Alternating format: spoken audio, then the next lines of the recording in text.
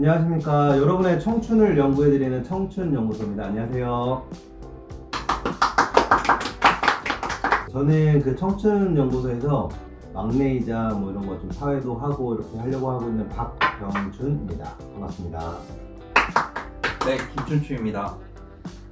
저는 청춘연구소에서 접할개를 맡고 있는 지승입니다. 진짜 그 사오정 접하기 그거 가나요?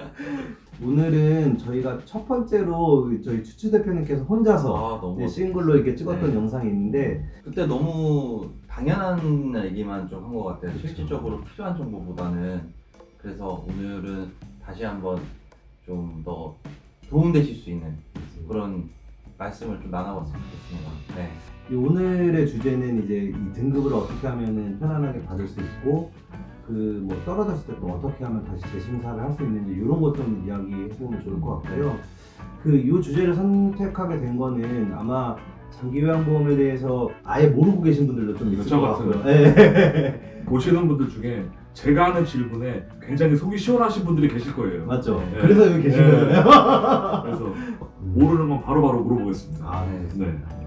그래서 그러면은 우선 그 등급 신청 절차가 좀 어떻게 되는지 네. 많이 궁금해하실 것 같은데. 등급 신청은 건강보험공단에다 신청하는데요. 인정 신청서를 작성해서 공단에 제출하거나 팩스를 보내면 하시면 되는데, 근데 인정 신청서에서 중요한 부분이 있어요. 인정 신청서를 쓸 때 실제 거주지에다 쓰는 거예요. 주민등록상의 저서가 아닌 실제 계신 곳. 실제 계신 곳에 이름을 넣으셔야지 실제 있는 구에서 담당자가 나오거든요. 그게 우선 제일 중요하고, 또 하나는 보호자명을 써주실 때 네네네. 같이 사시는 분이 써주는 게 좋고요. 그게 아니고 그냥 내가 내 옆에 있는 내 친한, 가까이 사는 게 아니라 내가 큰아들이 친하니까 멀리는 큰아들 이름을 적을게. 그러면 큰아들한테 전화가 가서 방문 일정을 잡게 돼요. 같이 만나요. 그러니까 같이 있는 분한테 전화를 할 수 있게. 그럼 독거주면 어때요? 네. 독거인 경우에는 이웃이나든지 그런 걸 활용하시는 게 좋아요. 뭐 독거노인 같은 경우에는 대체로 뭐 종교 활동에서 도움 주시는 분이라든지, 뭐 최근에 저는 경로당 회장님한테 부탁해서 그렇게 한 경우도 있거든요. 네. 그게 왜 중요하냐면 실제 거주지고 실제 보호자가 공단에서 검사 왔을 때 그 어르신의 불편한 정도를 실제 살기 때문에 잘 알려줄 수 있기 때문에 그 부분 때문에 실제 계신 분이 꼭 작성해 그러면 주세요. 내가 생각했던, 그러니까 나는 조금 이제 힘드실 거다라고 생각했는데 네. 와서 그 심사관들이 맞아요. 왔을 때 네. 그 정도는 아닌데라고 하면 네. 그 중간에 조절은 돼요?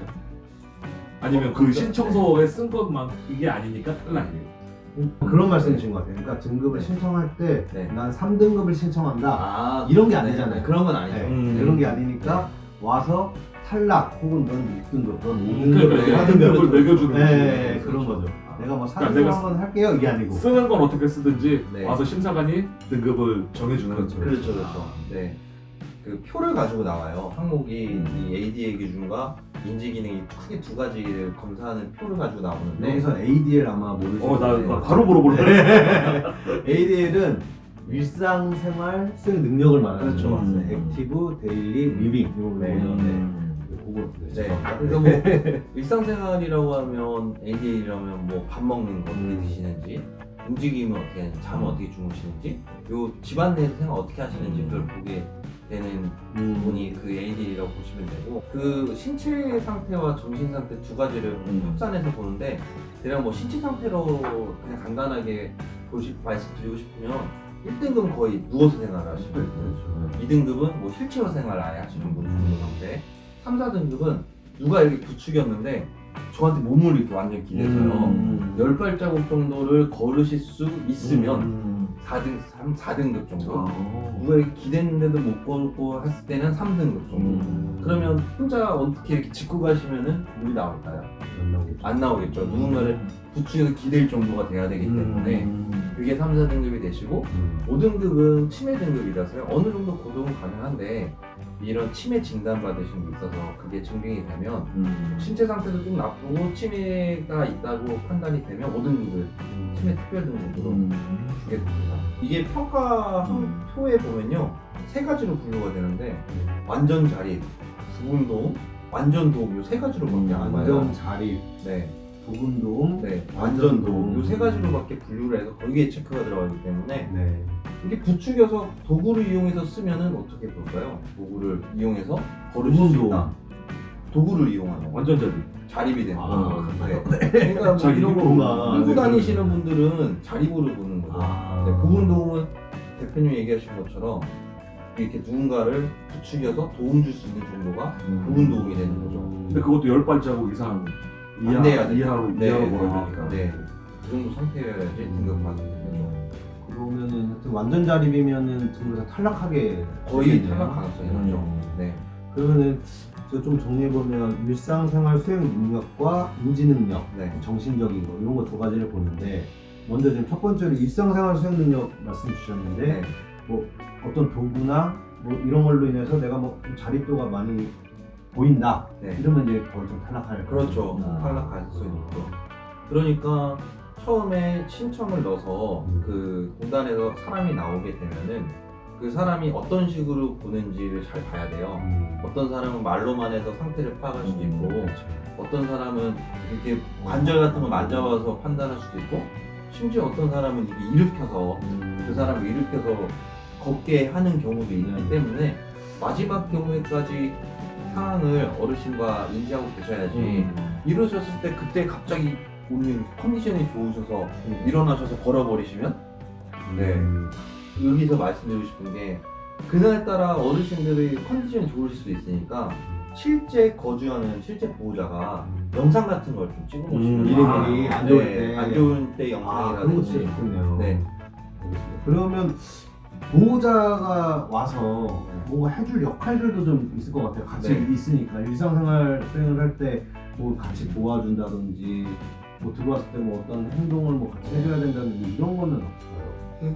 그 공단 사람이 왔을 때는 우선은 어르신이 어떻게 계신지가 중요하겠죠. 뭐 만약 예를 들어서 이렇게 공단 사람이랑 같이 일어서서 배웅을 하면 그날따라 컨디션이 좋으셔서 배웅을 하면 세 가지 기준 중에 자립이 되는 거죠. 그렇기 때문에 그런 환경을 만들어 주시고요, 어르신께서. 그리고 보호자분이 응대를 하셔서 오게 되면은 신체 상태를 물을 때 옆에서 어르신이 그날따라 컨디션이 좋으시면 아까 제가 말씀드린 대로 영상이라든지 기존에 나타냈던 여러 상황 증거들을 의사소견서가 될 수도 있고 그분들이 판단을 하실 수 있는 기록들을 보여주시면 좋죠. 보호자가 진짜 중요하겠네요. 그죠? 네.